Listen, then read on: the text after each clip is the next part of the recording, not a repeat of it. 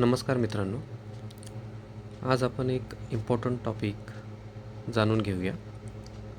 Generally road traffic ॲक्सिडेंटमध्ये जेव्हा पेशंटच्या मेंदूला गंभीर दुखापत होते तेव्हा बऱ्याच पेशंट्सला त्यांच्या मेंदूच्या कवटीला फ्रॅक्चर होतात.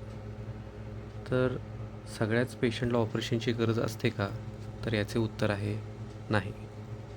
तर आता समोर दिसत असलेल्या इमेजमध्ये तुम्ही पाहू शकता या ठिकाणी कवटीला फ्रॅक्चर आहे. तर याला आपण डिप्रेस्ड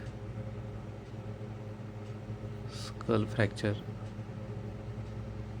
असे म्हणतो.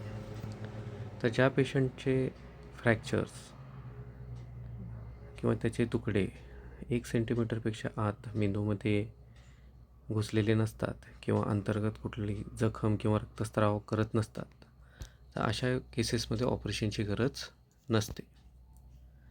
तर आता या केसमध्ये तुम्ही पाहू शकता की हा कवटीचा फ्रॅक्चर झालेला तुकडा मेंदूच्या आत जखम करत आहे आणि मेंदूला जखम झाल्यामुळे पेशंटला काही हातापायामध्ये ताकदीवरती परिणाम होतो किंवा पेशंटला फिट यायची शक्यता असते. तर अशा केसेसमध्ये आपल्याला ऑपरेशनची गरज भासते.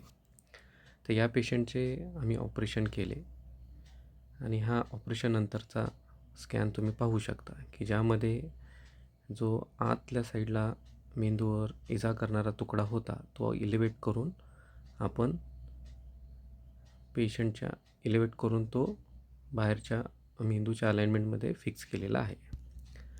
तर ॲक्सिडेंटमध्ये अशा केसेसमध्ये एक 10 ते 20% केसेसला ऑपरेशनची गरज भासते. धन्यवाद.